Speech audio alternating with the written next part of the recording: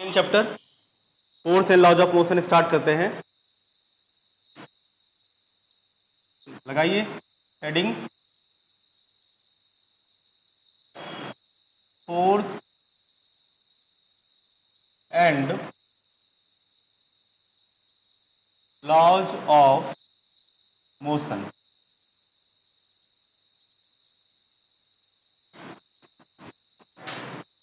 ठीक है, चैप्टर 2 होगा।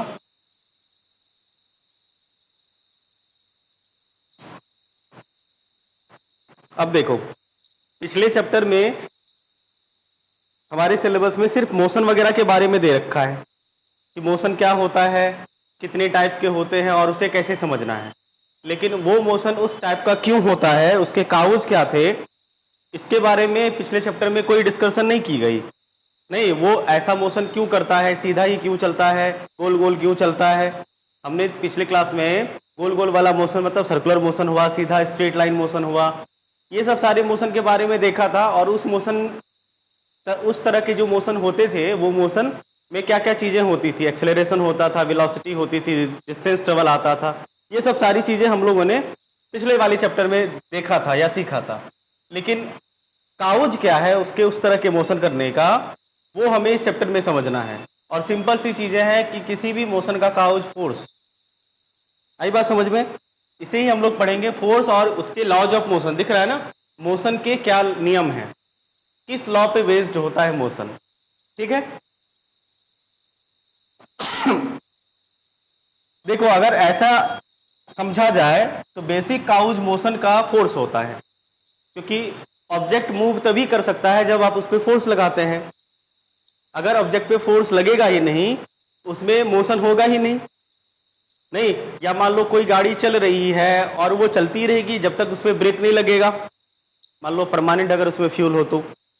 या जैसे मान लो फ्रिक्शनलेस सरफेस है और उसमें तुमने गेंद को लुढ़का दिया, वो गेंद कभी रुकेगी ही नहीं, क्योंकि उसमें फोर्स लगा ही नहीं, किसी ने फोर्स लगाया ही नहीं।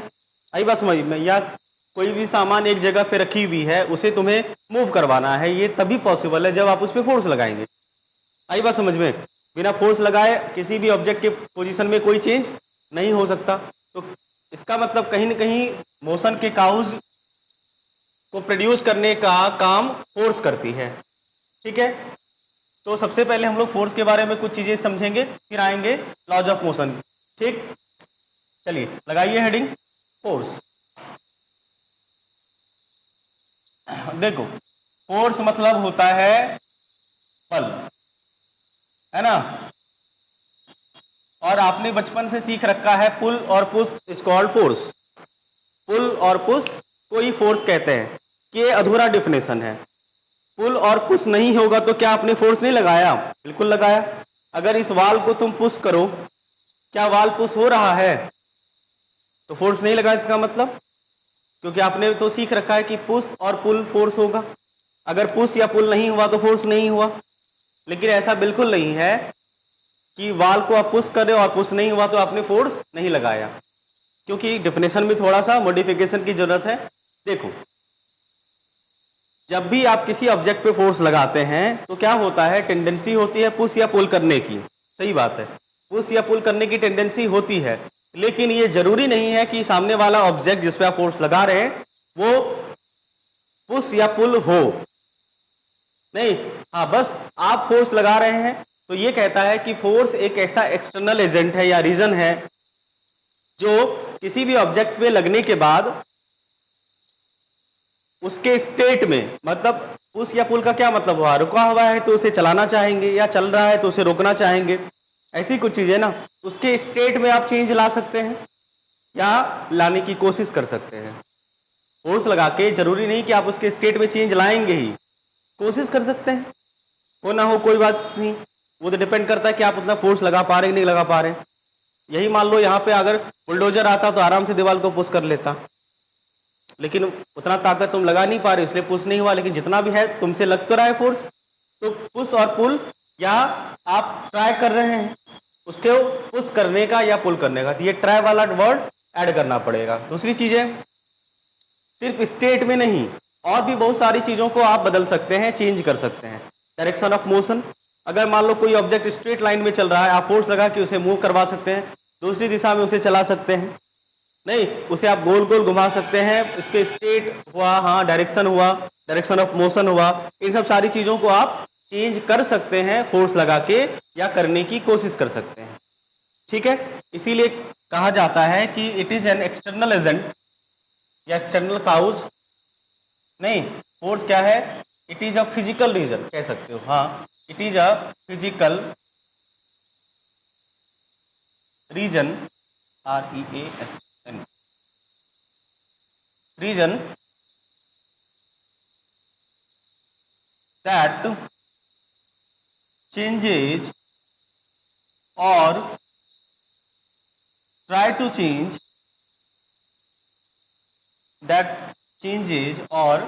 to change the state of rest of object, state of rest, motion, direction, etc. of an objects। ठीक है, of an objects।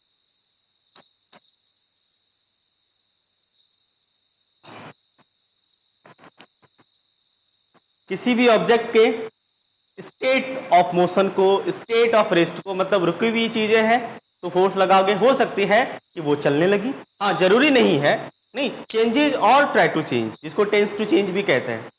आपने फोर्स लगाया, बड़ी रुकी हुई थी, वो आप चाह मतलब ये हो सकता है कि आपने फोर्स लगाया और ऑब्जेक्ट चलने लगे, या नहीं भी चल सकती है, नहीं लेकिन आप ट्राई तो कर रहे हैं। कोई ऑब्जेक्ट रुकी मोशन में है, मूव कर रही है, उसे आप फोर्स लगा के रोक सकते हैं। नहीं, किसी भी ऑब्जेक्ट का डायरेक्शन ऑफ मोशन कुछ और है, फोर्स लगा के आप उसे चेंज कर सकते हैं। हाँ जरूरी नहीं कि चेंज हो आपके फोर्स लगाने से, लेकिन ट्राई टू चेंज तो कर ही सकते हैं। तो ये ऐसा फिजिकल रीजन, ये जो काउज है, इसी काउज को फोर्स कह सकते हैं। हाँ, ये तुम्हें आपको दिखेगा किस फॉर्म में, आपको ये pushing, pulling, twisting, stretching, compressing, इस सब फॉर्म में आप इसे फील करते हैं, है ना। फोर्स को जनरली फील किया जाता है इसी तरह से ना। और आप देखो, ट्विस्ट करके क्या करते हैं, उसके शेप और साइज में चेंज लाते हैं, पुश करके स्टेट ऑफ रेस्ट या मोशन में चेंज लाते हैं, नहीं पुशिंग पुलिंग हुआ, कंप्रेसिंग शेप एंड साइज में चेंज लाना, ये सब सारा क्या है, फोर्स इसी फॉर्म में यूज किया जाता है। चाहो तो लिख सकते हो, force are used in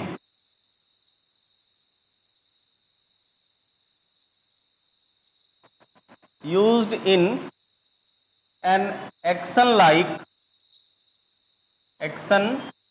like कौन कौन से action, pushing, pulling, stretching,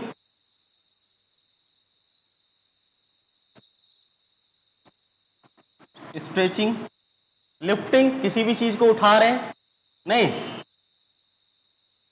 lifting, हाँ कंप्रेसिंग कह सकते हैं, ट्विस्टिंग कह सकते हैं, लिफ्टिंग, ट्विस्टिंग, और कुछ लिखेंगे, प्रेसिंग, etc। इस सब एक्शन के फॉर्म में आपको फोर्स दिखने को मिलेंगे। क्लियर है, समझ पा रहे हैं, क्लियर। चलो, ये रहा फोर्स के बेसिक डेफिनेशन। ठीक,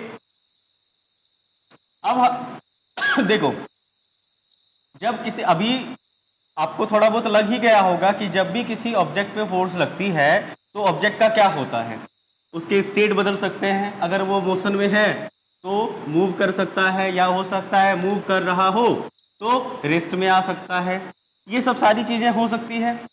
और ये जो सारी चीजें होती है, इसे ही हम लोग कहते हैं फोर्स के इफेक्ट्स। फोर्स लगा तो हुआ क्या, उसी को कहेंगे ना फोर्स के इफेक्ट को। इफेक्ट ऑफ फोर्स का मतलब क्या हुआ, फोर्स लगेगा तो क्या होगा, नहीं शॉर्ट में लिख लेते हैं एक दो line, effect of force, force लगेगा तो क्या होगा।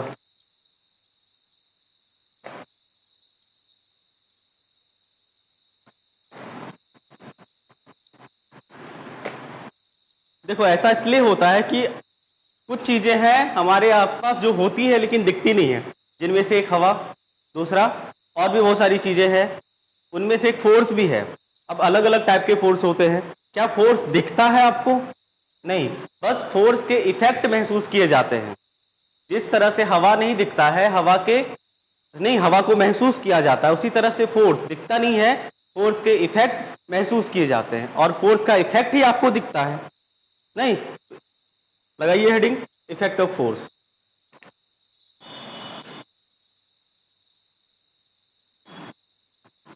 इफेक्ट ऑफ फोर्स, फोर्स में फोर्सेस मत कर देना, फोर्सेस मतलब होता है आर्मी, नहीं, फोर्सेस मतलब आर्मी, और आर्मी के इफेक्ट आपको पता ही होंगे, कहीं पे बम गिराना है, नहीं, ये सब चीजें। तो जैसे पहला, फोर्स लगा के आप स्टेशनरी ऑब्जेक्ट, रुकी हुई चीजों को मूव करवा सकते हैं, नहीं, लिखिए, a force can move a stationery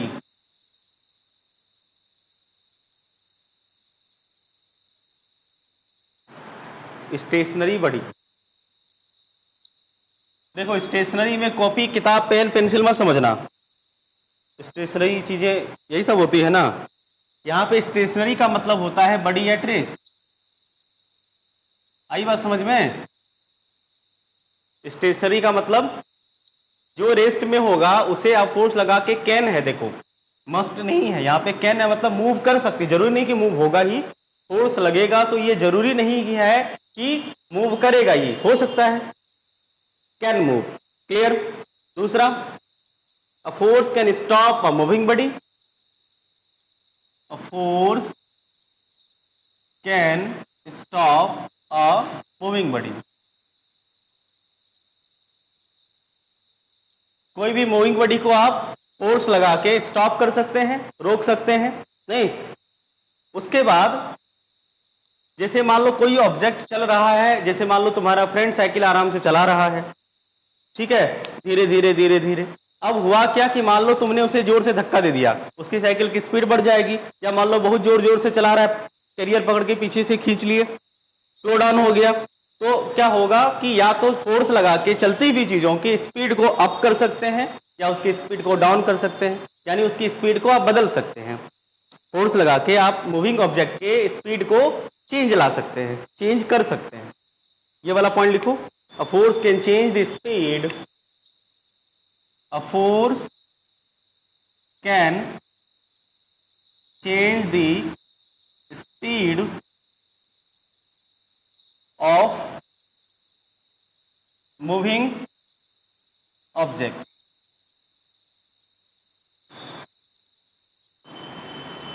ठीक है, नेक्स्ट जैसे हमने कहा भी कि मान लो कोई ऑब्जेक्ट एक स्ट्रेट लाइन डायरेक्शन में चल रहा है, फोर्स लगा के आप उसके डायरेक्शन ऑफ मोशन को भी चेंज कर सकते हैं, नहीं, फोर्स लगाएंगे और उसके मोशन के डायरेक्शन को चेंज कर देंगे, तो डायरेक्शन ऑफ मोशन को भी चेंज किया जा सकता है। लिखिए, a force can change, a force can change the direction of moving object, moving body या ऑब्जेक्ट कह सकते हैं, ठीक। एंड लास्ट, फोर्स लगा के किसी भी बॉडी के शेप और साइज को चेंज किया जा सकता है, जरूरी नहीं कि करेंगे, आप पत्थर पे ताकत लगा रहे हैं, पत्थर का शेप और साइज नहीं ना बदलेगा, लेकिन हाँ हथौड़ी से जोर जोर से मारो टूट ही जाएगा, शेप और साइज बदलेगा, तो वो डिपेंड करता है कि आपके फोर्स का मैग्नीट्यूड क्या है, अमाउंट क्या, कितने अमाउंट में आप फोर्स लगा रहे हो, किस टाइप के फोर्स को लगा रहे हो, इसलिए कैन वाला वर्ड यूज करो, नहीं। तो फोर्स क्या कर सकता है, किसी भी ऑब्जेक्ट के शेप और साइज को बदल सकता है, नहीं, एक थप्पड़ जोर से मारेंगे गाल फुल जाएगा, शेप और साइज बदला, लगाया फोर्स, क्या चेक करें क्या? नहीं ना। अ force can change, a force can change the shape, SHAP, shape and size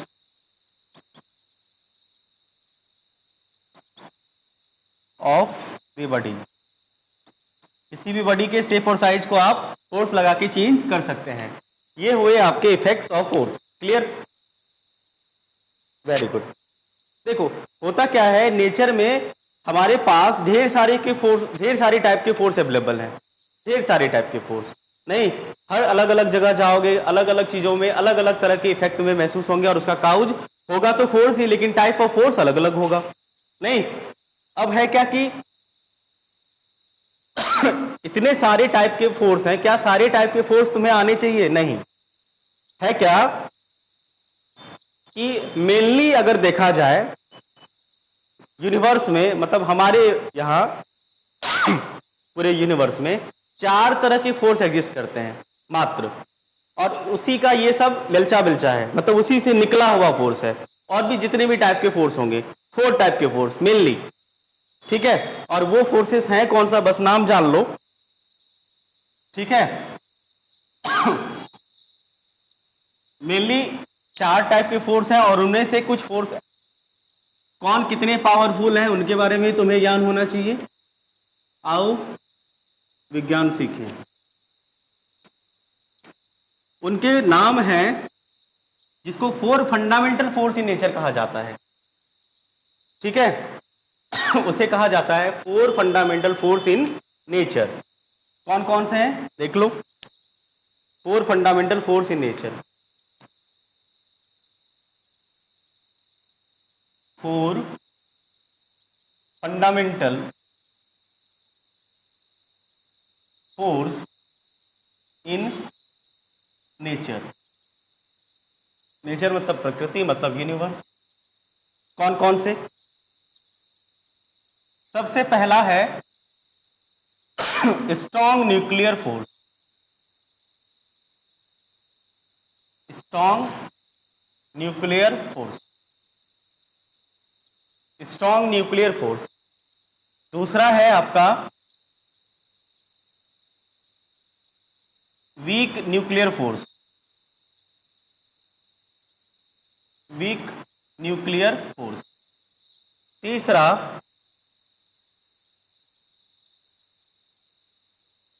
electromagnetic force, electromagnetic force. और चौथा ग्रेविटेशनल फोर्स, ग्रेविटेशनल फोर्स। ये 4 फोर्स नेचर में एग्जिस्ट करते हैं हमारे, ठीक है? और जितने भी फोर्सेस हैं वो कहीं न कहीं इन्हीं चारों फोर्सेस से लिंक है। अब स्ट्रॉन्ग न्यूक्लियर फोर्स, सुनने में लग रहा कि न्यूक्लियस के बीच लगने वाले फोर्स, आई बात समझ में? अब तुम सोचो, न्यूक्लियस के पास इलेक्ट्रॉन है, प्रोटॉन है, और आपको पता है कि जब बचपन से हमें सिखाया जाता है या हमें नॉर्मल चीजें पता ही होती है कि जब लाइक चार्ज आएंगे तो रिपल्सन होगा, सिमिलर चार्ज के बीच पॉजिटिव पॉजिटिव रिपेल करेगा, नेगेटिव नेगेटिव रिपेल होगा, और पॉजिटिव नेगेटिव अट्रैक्ट होगा। ये चीजें हमें शुरू से पढ़ाई जाती है, हमें पता भी होता है। थोड़ा सा यहाँ पे समझो बात को। जैसे मान लो ये इलेक्ट्रॉन है, इलेक्ट्रॉन आपको पता है कि ऑर्बिट में होता है, गोल गोल चक्कर काटता है न्यूक्लियस का, और न्यूक्लियस कहीं बीच में होता है जिसमें प्रोटॉन और न्यूट्रॉन होते हैं, प्रोटॉन और न्यूट्रॉन होते हैं।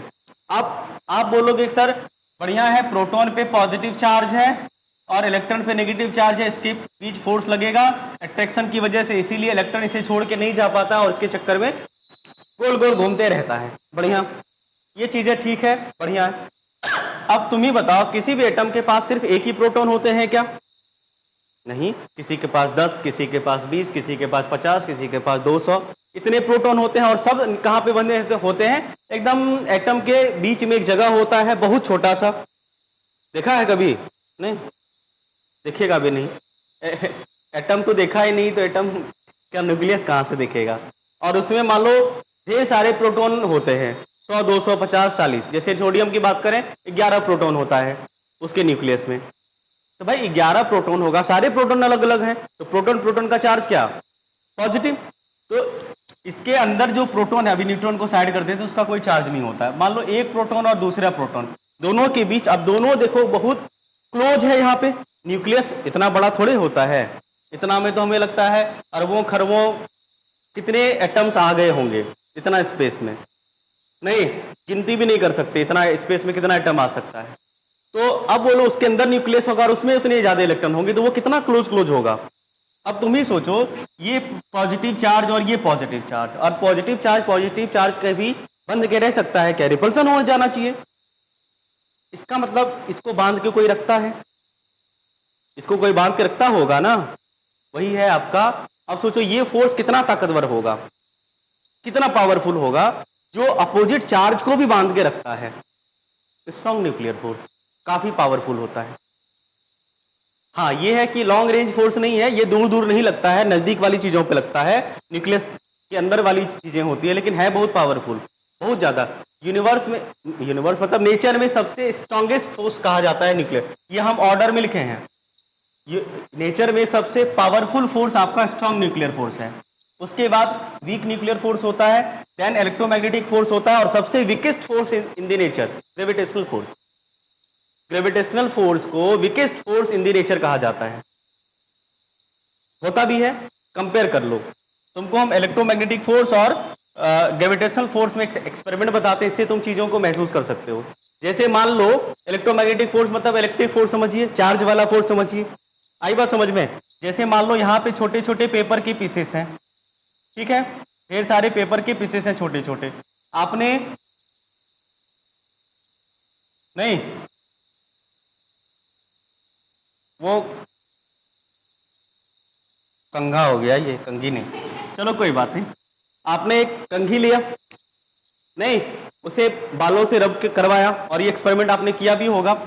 अब बताओ ये इस पेपर के पीस को अट्रैक्ट कर लेता है, करता है ना, हाँ अट्रैक्ट करता है। कारण क्या है, कारण आपको ये पता है कि ये जो कंघी है वो चार्ज हो जाता है आपके बाल के साथ जब रब करवाते हो। ये चार्जिंग का एक मेथड होता है जिसको फ्रिक्शन कहते हैं, फ्रिक्शन से ये चार्ज हो गया, ठीक है। और चार्ज होने के बाद इसके मतलब ये न्यूट्रल बॉडी को अट्रैक्ट करने की कैपेसिटी आ गई इसकी, इसलिए ये पेपर के पीस को अट्रैक्ट कर लेता है। अब तुम ही बताओ, यहाँ पे दो लोग हैं तुम्हारे पास, एक है तुम्हारा अर्थ जो पेपर के पीस को अपनी ओर खींच रहा होगा, पेपर के पीस के पास मास होगा, उसे अपनी ओर खींच रहा होगा, और एक कंघी जो कि चार्ज है, और इस पे कौन सा चार्ज है, ये अगर इस पे फोर्स लगा रहा होगा तो इसको इलेक्ट्रिक फोर्स कहते हैं या इलेक्ट्रोस्टैटिक फोर्स कहते हैं, और ये इलेक्ट्रोमैग्नेटिक फोर्स के ही टाइप्स होते हैं। अब बोलो फिर भी अर्थ कितना पावरफुल है, ग्रेविटेशनल फोर्स लगा रहा है, फिर भी ये पेपर का पीस कंघी की तरफ जाता है, ना कि अर्थ की तरफ। देखो अगर इसको उठाओगे तो मान लो बेंच पे रखा हुआ है तब तो कोई बात नहीं, लेकिन जब ये हवा में होता है तो अर्थ को इसे अपनी ओर खींच के जमीन पे ले आना चाहिए, लेकिन फिर भी उसके अगेंस्ट में कंघी इसे खींच के ऊपर ले जाता है। ये तभी पॉसिबल है जब कंघी वाला फोर्स पावरफुल हो, और होता भी है, लगभग 10 टू द पावर 40 टाइम्स ज्यादा होता है, 10 पे पावर 40 टाइम्स, थोड़ा बहुत नहीं, 10 टू द पावर 40 टाइम्स ज्यादा पावरफुल होता है। कौन, ये ग्रेविटेशनल फोर्स के रिस्पेक्ट में। चेक करना चाहो तो कर सकते हो, दो इलेक्ट्रॉन और प्रोटॉन का मास, अगर तुम्हें छोटा चीज है, इलेक्ट्रॉन और प्रोटॉन का मास दे देते हैं, उसके बीच का डिस्टेंस दे देते हैं, इलेक्ट्रिक फोर्स और इलेक्ट्रोस्टैटिक फोर्स दोनों भी निकाल सकते हो तुम, पता चल जाएगा तुम्हें। रहने दो, अभी इस पे टाइम वेस्ट नहीं करेंगे। हाँ सर, वीक मतलब WEAK होगा, कमजोर वाला ना, हमको भी डाउट हो रहा था पहले, देखो मिटाएं। वीक मतलब कमजोर, और इस सप्ताह वाला फोर्स नहीं है कि फोर्स एक बार वीक में लगेगा। हाँ हाँ ध्यान रखेंगे जी, समझ पाए। तो कभी कभी ये पूछा जाता है कि सबसे पावरफुल फोर्स कौन होगा, तो स्ट्रॉन्ग न्यूक्लियर फोर्स, सबसे कमजोर फोर्स कौन होगा, ग्रेविटेशनल फोर्स। ये एक तरह का ऑर्डर में हमने आपको लिखा दिया है, ठीक है, याद रहेगा, वेरी गुड। तो ये हुआ 4 फंडामेंटल फोर्स। अब है क्या, ये सब सारी जो फोर्स एक्ट होते हैं ना, इसके एक्शन के बेसिस पे कि ये कैसे किसी ऑब्जेक्ट को अपने प्रभाव में लाता है या उस पे इफेक्ट अपना प्रोड्यूस करता है, इसके बेसिस पे नेचर में फोर्स को 2 भागों में कैटेगराइज किया गया। आपने देखा होगा कि ये इसके कांटेक्ट में आए बिना इस पे फोर्स लगा लेता है, बिना छुए इसे, बिना पकड़े फोर्स लगा लेता है। जैसे इसे छोड़ोगे ऑब्जेक्ट को तो ये बिना अर्थ ऊपर आए इसे अपनी ओर खींच लेता है। इसको कहते हैं नॉन कांटेक्ट फोर्स, बिना कांटेक्ट में आए। लेकिन मान लो हमें अगर तुम्हें मारने का मन करे तो जब तक तुम्हारे गालों पे कांटेक्ट नहीं होगा हमारे हाथों का, फोर्स लगेगा नहीं। This is called contact force. किसी भी चीज को लिफ्ट करना है उसे छूना ही पड़ेगा, ऐसे थोड़ी आ जाओ, ये सब नहीं होता है। और होता होगा जादू वगैरह सब, लेकिन नॉर्मल लाइफ में तो नहीं होता है। तो दो तरह के फोर्स आपको दो तरह से आप फोर्स एग्जर्ट कर सकते हैं। एक छू के, बिना छुए। छू के मतलब आप कांटेक्ट फोर्स लगा रहे हैं और बिना छुए नॉन कांटेक्ट फोर्स लगा रहे हैं। क्लियर? आओ इसे भी देख लें। न्यूक्लियर फोर्स ही होता है थोड़ा कमजोर वाला, ये सबसे ज्यादा पावरफुल होता है। न्यूक्लियर में वीक है ना, न्यूक्लियर फोर्स पावरफुल फोर्स, उसमें वेरी वीक हो या कोई भी वीक हो, सॉरी वीक हो, चलेगा। अभी ज्यादा बातें नहीं करनी है उस पर, समझने के लिए बस था थोड़ा सा। सिलेबस में आपका ये है कांटेक्ट और नॉन कांटेक्ट, ठीक है? आई बात समझ में? तो कांटेक्ट और नॉन कांटेक्ट देख लेते हैं। Contact force,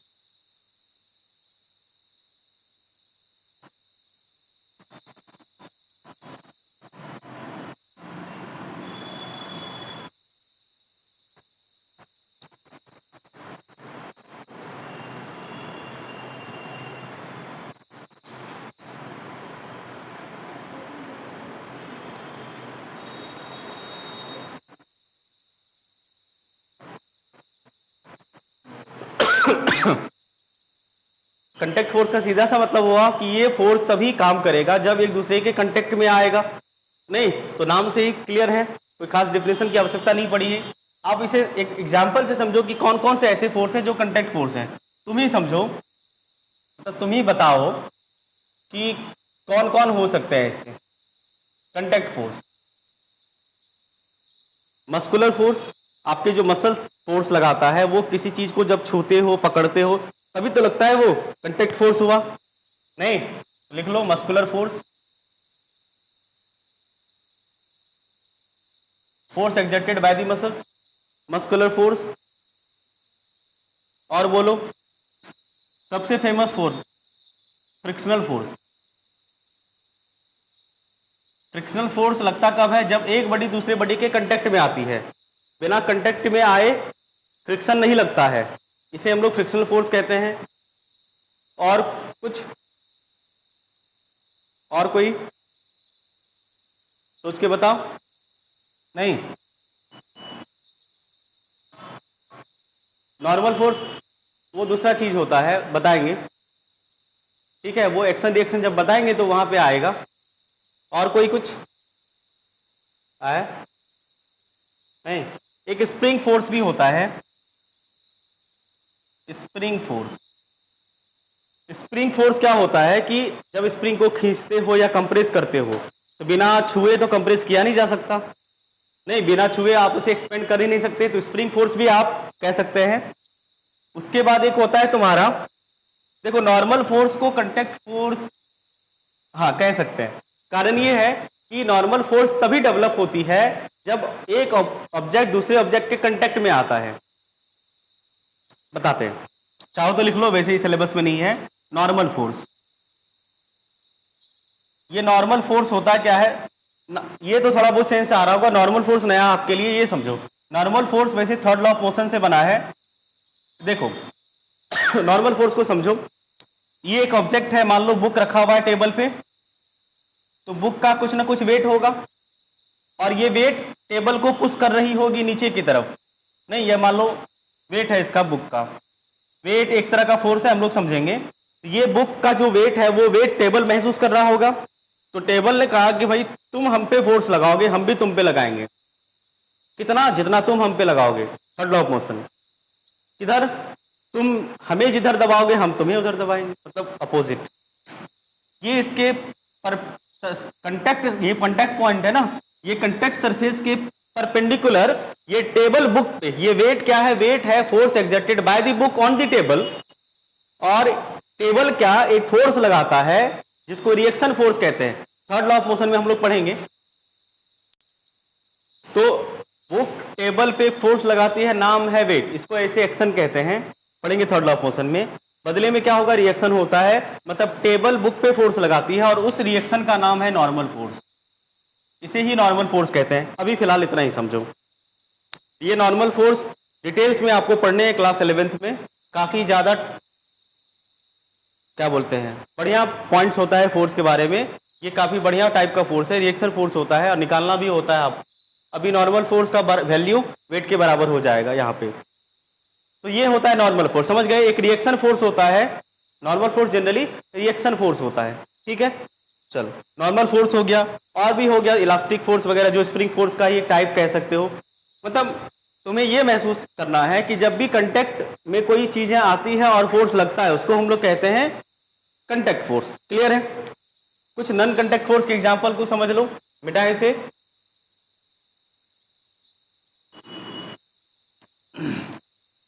non contact force बिना कांटेक्ट में आए लगती है।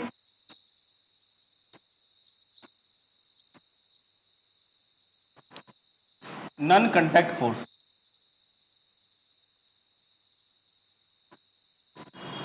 बिना कांटेक्ट में आए लगाती है ये फोर्स। कौन कौन सी फोर्स ऐसी होती है बाबू? बिल्कुल, अर्थ जो फोर्स लगाती है ग्रेविटेशनल फोर्स, क्या वो कांटेक्ट में आती है? नहीं, वो तुम्हारे पास आती है तब बोलती है चलो मेरे साथ, जब ऊपर जा रहे होते हो तुम, नहीं ना, हम तुम्हें मनाने आए हैं। अर्थ अपनी जगह पे रहती है और वो वहां से ही फोर्स लगा लेती है बिना कांटेक्ट में आए, ठीक है। तो एक हो गया आपका ग्रेविटेशनल फोर्स, हाँ ग्रेविटेशनल फोर्स कह सकते हो। अभी जस्ट आपने देखा कि इलेक्ट्रोमैग्नेटिक फोर्स या मैग्नेटिक फोर्स कहो, मैग्नेटिक फोर्स, मैग्नेट जो फोर्स लगाती है बिना टच में आए दूर से ही आयरन के पीसेस को अपनी ओर अट्रैक्ट कर लेती है। इलेक्ट्रिक फोर्स जब अभी कंघी में देखा आपने फोर्स जो डेवलप हुआ, इलेक्ट्रोस्टैटिक फोर्स या इलेक्ट्रोस्टैटिक फोर्स, इन्हीं दोनों को कंबाइंड फॉर्म में इलेक्ट्रोमैग्नेटिक फोर्स कहते हैं। ग्रेविटेशनल हो गया, मैग्नेटिक हो गया, इलेक्ट्रोस्टैटिक फोर्स हो गया, और भी कोई है तो और सारे हैं। कौन सा? न्यूक्लियर फोर्स भी बिना कांटेक्ट में आए लग सकता है। और कोई नहीं ना? ईटीसी लगाओ ना, ईटीसी का भी यूज करोगे कभी कभी की, है ना। चलो तो ये चीजें क्लियर हो गई। सिंपल सी चीजें समझनी है कि बिना कांटेक्ट में आए फोर्स लगाती है तो वो नॉन कांटेक्ट फोर्स कहलाएगी, ठीक। चलो आइए सिलेबस की ओर बढ़े। अब क्या होता है कि एक ऑब्जेक्ट पे ढेर सारे टाइप के फोर्स लग सकते हैं ना, ऐसा थोड़े कि एक ऑब्जेक्ट पे एक ही टाइप का फोर्स लगेगा। हाँ एक भी फोर्स लगता है, ढेर सारे फोर्स लगा सकते हैं। जैसे मान लो मारपीट हुआ, कभी एक चोर पकड़ाया, ठीक है, उसको मार रहा है, सब आदमी अपना अपना फोर्स आजमाएगा उस पे, अलग अलग मैग्नीट्यूड का, नहीं कोई जोर से, कोई लाश से, कोई हाथ से, अलग अलग टाइप का फोर्स होगा। नहीं कोई दूर से ही फूंक मारेगा, नॉन कांटेक्ट फोर्स। आई बात समझ में? तो अलग अलग टाइप के फोर्स लगेंगे वहां पे, कोई लाठी से, कोई डंडा से, कैसनो जैसा मन करे वैसा। तो ओवरऑल चोर को क्या फील होगा? नेट फोर्स फील होगा? नहीं, उसे थोड़े फील आएगा कि वो कौन मार रहा है इसे, बस उसे फोर्स लगेगी, उसे चोट महसूस होगा। आई बात समझ में? तो जो इफेक्ट होता है नेट, तो वो कभी कभी ऐसा भी होता होगा, मान लो ऐसा हुआ कि जैसे ये एक ऑब्जेक्ट है, इस ऑब्जेक्ट को कोई इधर खींच रहा है और मान लो कोई इधर खींच रहा होगा, दो आदमी फोर्स लगाने वाले, 3-4 भी हो सकते हैं। यहाँ पे तुम्हारा मान लो F1 है और यहाँ पे दो लोग F2। अगर मान लो ये ज्यादा है तो ये ऑब्जेक्ट इसकी तरफ जाएगा, और अगर ये ज्यादा होगा तो ऑब्जेक्ट इसकी तरफ जाएगा, और दोनों अगर बराबर होगा तो ऑब्जेक्ट कहीं नहीं जाएगा। आई बात समझ में? हाँ ऐसा लेकिन हमारे साथ कम होता है कि मान लो कोई इधर से एक थप्पड़ मारा, कोई इधर से एक थप्पड़ मारा, चोट नहीं लगा। ऐसा होता है क्या? होना चाहिए, लेकिन नेट फोर्स बैलेंस हो जाता है। तो होता क्या है कि यहाँ पे देखो, जब ये किसी की तरफ जा रहा होगा तो नेट फोर्स नेट का मतलब होता है सारे फोर्सेस का सम। कुछ हुआ, कुछ वैल्यू हुआ, मतलब दोनों फोर्स को तुमने क्या किया, एडप्ट किया, मतलब उसका रिजल्टेंट निकाला, एडप्ट किया और नेट इफेक्ट तुम्हें मिला। इस केस में कहते हैं कि फोर्स अनबैलेंस था। फोर्स अनबैलेंस हुआ तभी तो ये किसी की तरफ गया। अगर फोर्स बैलेंस हो जाता, मतलब ये इसके बराबर ये इसके बराबर, तो ये कहीं नहीं जाता। आई बात समझ में? इस तरह से फोर्स को, ये इफेक्ट को दो तरह से तुम रिप्रेजेंट करोगे, एक बैलेंस फॉर्म में, दूसरा अनबैलेंस फॉर्म में। लगाइए बैलेंस फोर्स हेडिंग, अगला हेडिंग लगाइए बैलेंस फोर्स।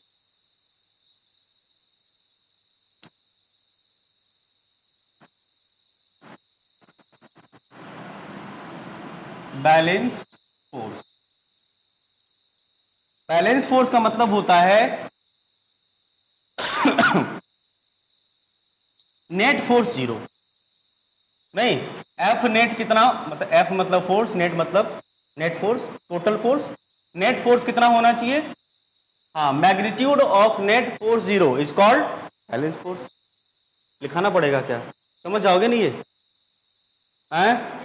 हाँ, नेट फोर्स क्या होना चाहिए? जीरो होना चाहिए। अब ये होगा कैसे? तो देखो ध्यान दो कि फोर्स एक वेक्टर क्वांटिटी है। फोर्स वेक्टर क्वांटिटी है। वेक्टर क्वांटिटी मतलब होता है जो डायरेक्शन पे डिपेंड करे, डायरेक्शन पे डिपेंड करे, तो डायरेक्शन होता है इसका।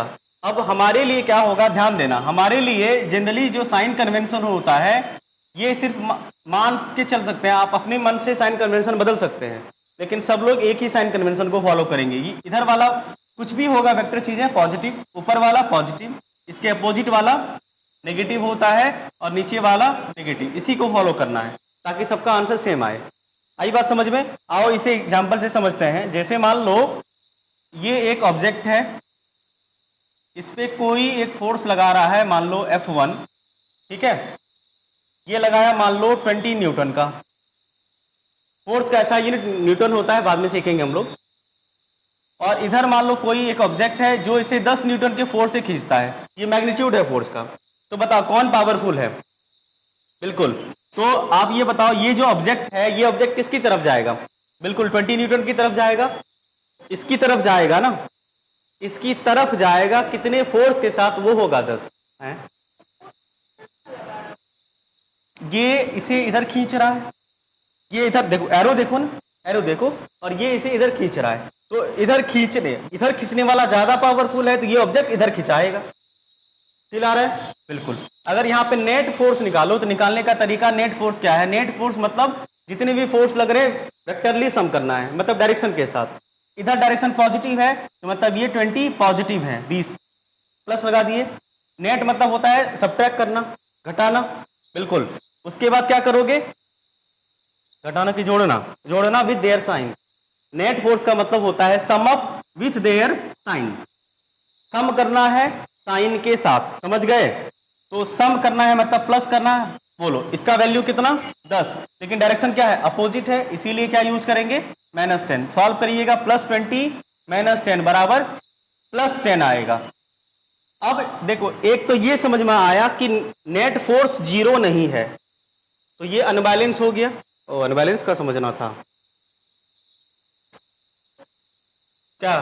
कुछ नहीं करते हैं,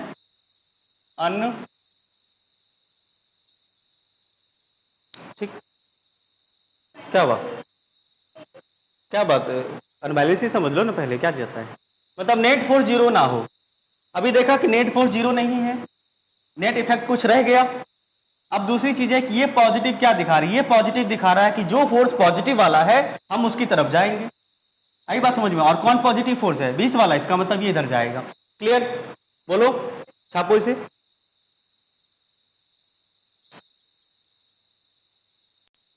एक बताओ उसका नेट फोर्स क्या होगा? मिटाए से, इसमें हमें नेट फोर्स निकाल के दिखाओ। 2-3 ड्राइंग देते हैं हम आपको, फटाफट उसमें नेट फोर्स निकाल के दिखाइएगा, ठीक है?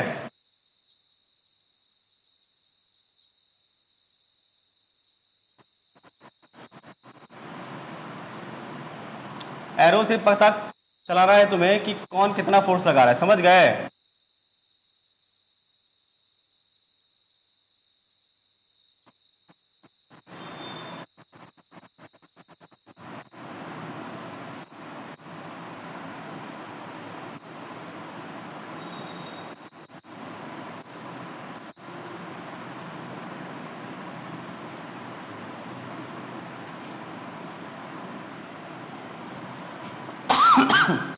डायरेक्शन में बता रखे हैं कि किधर क्या लेना है।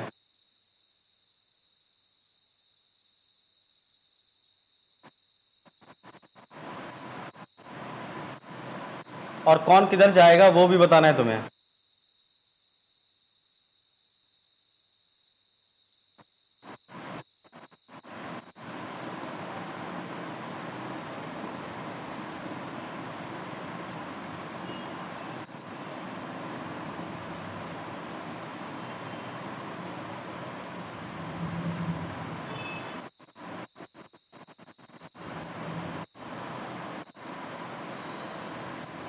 चलिए फटाफट बताइए कि सब में नेट फोर्स का वैल्यू और डायरेक्शन। प्लस माइनस में भी तुम आंसर बता सकते हो, हम समझ जाएंगे। आंसर तुम प्लस या माइनस में भी बता सकते हो, जल्दी बताओ। देखो पहले वाले को कैसे सॉल्व करें समझो। इधर वाले फोर्स, इस डायरेक्शन वाले फोर्स पॉजिटिव, नेट फोर्स निकालते हैं, निकालो। इधर वाले एक तो +20 दिख रहा है, दूसरा देखो ये +5 का एरो इधर ही है, +5 का एरो इधर है, इसका मतलब ये भी क्या होगा +5 होगा। और बोलो मैं 10 का एरो इधर है तो ये क्या हो जाएगा -10 होगा। इसको जब आप सॉल्व करोगे 25 - 10 कितना होगा 15 +15 आएगा। इसका मतलब ये हुआ कि इसका नेट क्या होगा, इधर जाएगा ये 15 न्यूटन के फोर्स के साथ। क्लियर। इसमें आ जाओ, नेट फोर्स निकालते हैं इसका नेट फोर्स क्या होगा, इधर वाला +20, इधर वाला और भी है क्या, हाँ है, कितना +20, ठीक है। और है क्या, इधर वाला नहीं, अब इधर वाला कितना है -50 और इधर वाला और है क्या, हाँ है, कितना -10। तो टोटल करोगे तो कितना हो जाएगा 20 20 40 और इधर माइनस में 60, टोटल मिला के कितना हुआ -20। इसका मतलब ये हुआ कि ये ऑब्जेक्ट नेट फोर्स इस पे इधर लगेगी कितनी 20 न्यूटन, इस पे लगेगा कितना 15 न्यूटन। समझ पाए, बोलो वेरी गुड। इसका आंसर बताओ, इसका नेट फोर्स। अगर इसका नेट फोर्स तुमसे पूछे तो आसान है, नीचे वाला फोर्स होता है नेगेटिव, होता है -20, ऊपर वाला फोर्स क्या होगा पॉजिटिव, कितना +30, तो मिला जुला के कितना हुआ +10। इसका मतलब ये ऑब्जेक्ट किधर जाएगा, ऊपर जाएगा +10 न्यूटन के फोर्स के साथ। क्लियर। उसके बाद इसकी बात करें, इसमें अगर हम नेट फोर्स की बात करें तो ये हो जाएगा तुम्हारा कितना, ऊपर वाला फोर्स कितना है +50 और ऊपर में कोई लग रहा है क्या, नहीं, तो कोई बात नहीं। नीचे कौन लग रहा है -10 और नीचे लग रहा है कितना, बोलो -10 और नीचे लग रहा है कितना -20। कुल मिला के नीचे लगने वाले फोर्स हो गए -10 40 -40, तो कुल मिला के कितना हो गया +10। इसका नेट फोर्स किधर होगा, ये ऑब्जेक्ट ऊपर जाएगा +10 न्यूटन के फोर्स के साथ। क्लियर है। इस तरह से हम लोग नेट फोर्स समझेंगे। क्लियर। तो यहाँ पे देखा कि किसी केस में बैलेंस नहीं हो रहा है, मतलब नेट फोर्स 0 नहीं आ रहा है, कुछ ना कुछ आ रहा है। इसीलिए इन सब सारे फोर्स को जब नेट फोर्स का वैल्यू कुछ ना कुछ आए, मतलब मैग्नीट्यूड 0 नहीं आए, नेगेटिव पॉजिटिव कुछ भी हो सकता है, उसको हम लोग कहते हैं अनबैलेंस फोर्स। और बैलेंस का जस्ट रिवर्स हो गया कि नेट फोर्स 0 आएगा। एक लाइन देख लेते हैं, टॉपिक कंप्लीट हो जाएगा, कल नया टॉपिक स्टार्ट करेंगे हम लोग, ठीक है। लॉज ऑफ मोशन कल स्टार्ट कर देंगे। लगाइए हेडिंग बैलेंस फोर्स, बस 2 मिनट और समय लेंगे आपका। बैलेंस फोर्स, ठीक है। नेट फोर्स क्या होना चाहिए बैलेंस फोर्स के लिए, 0, है ना। Very good. जब 2 या 2 से ज्यादा ऑब्जेक्ट पे फोर्स लगे और इफेक्ट 0 आए, बैलेंस फोर्स मतलब क्या होगा, नेट फोर्स 0 हो जाए। जब ऑब्जेक्ट पे ढेर सारे फोर्स लगे, एक नहीं ढेर सारे फोर्स लगे और नेट फोर्स 0 हो, तो उसे हम लोग कहते हैं बैलेंस फोर्स। चेक करो, जैसे देखो इधर भी कोई ऑब्जेक्ट भी 20 न्यूटन से इसे खींच रहा है और इधर भी ऑब्जेक्ट को 20 न्यूटन से खींचा जा रहा है। तो बताओ नेट इफेक्ट, यहाँ पे नेट फोर्स अगर तुमसे पूछा जाए तो क्या होगा, +20 और -20 को दोनों सम अप करोगे तो इफेक्ट कितना आएगा, 0। इसका ये मतलब हुआ ऑब्जेक्ट यही रहेगा। क्लियर है। तो ये चीजें होती है अनबैलेंस फोर्स में। अनबैलेंस फोर्स की खास बात ये होती है कि बैलेंस फोर्स की खास बात ये होती है कि जब फोर्स बैलेंस हो जाता है, आपको देयर इज नो इफेक्ट, आपको कुछ चीजें कोई भी चेंज देखने को नहीं मिलेगा ना। स्टेट ऑफ रेस्ट बदलेगा, इसका स्टेट ऑफ मोशन बदलेगा, स्टेट ऑफ डायरेक्शन, ये सब कुछ चीजें नहीं बदलेंगी क्योंकि फोर्स बैलेंस हो चुका है। समझ पाए? तो बैलेंस फोर्स लगा के कोई काम नहीं करने वाले, यानी कि हम लोग जितने भी फोर्स लगाएंगे अगर काम करने का मन हो तो फोर्स बैलेंस ही लगता है, अनबैलेंस लगता है। यानी न्यूटन्स लॉ ऑफ मोशन में जो फोर्स की बात की जाएगी वो फोर्स कौन सा होगा? अनबैलेंस होगा, ताकि आपको इफेक्ट महसूस हो ना, क्योंकि बैलेंस फोर्स लगा के कुछ होने वाला है नहीं। देखो नेट इफेक्ट जीरो आता है। क्लियर है? तो ये रहा आपका बैलेंस और अनबैलेंस फोर्स। मिलते हैं हम लोग अगले क्लास में, तब तक के लिए बने रहिए, धन्यवाद। ठीक, अगला जो होगा फोर्स एंड लॉज ऑफ, ये लॉज ऑफ मोशन हम लोग स्टार्ट करेंगे। फोर्स के बारे में जितनी चीजें सीखनी थी, बेसिक जानकारी आपको चाहिए थी वो करें। इसे दोबारा पढ़िए, फिर से दिक्कत हो तो पूछिएगा। चलिए।